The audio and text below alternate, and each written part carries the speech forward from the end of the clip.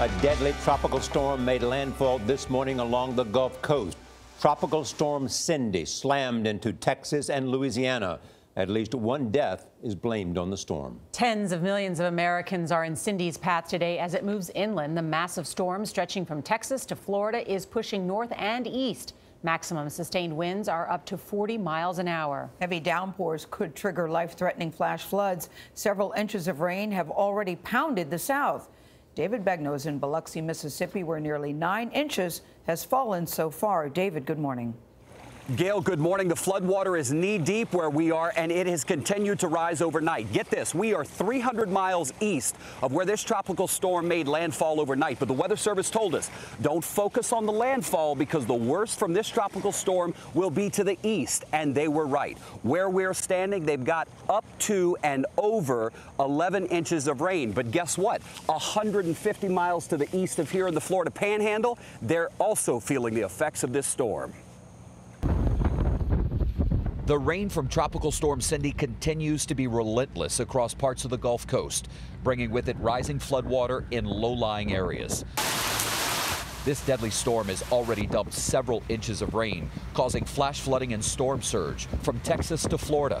In Fort Morgan, Alabama, a 10-year-old boy on vacation with his family was killed when he was struck by this giant log that was lifted up by a large wave. In Gulfport, Mississippi, whitecaps crashed ashore as people waited for the biggest bands to roll through. Several waterspouts were spotted off the coast of the Florida Panhandle. And in southern Mississippi, storm-fueled twisters are being blamed for snapping trees in this Biloxi neighborhood. I thought it was the end of the world, because, that was so loud. In Fort Walton Beach, Florida, another possible tornado tore up a local ball field and brought down a tree that destroyed this truck.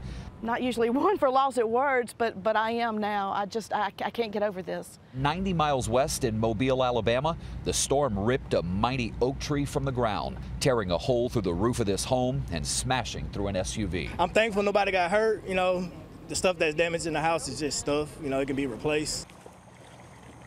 Get a look at this video of waves crashing along the Biloxi Pier not far from where we are.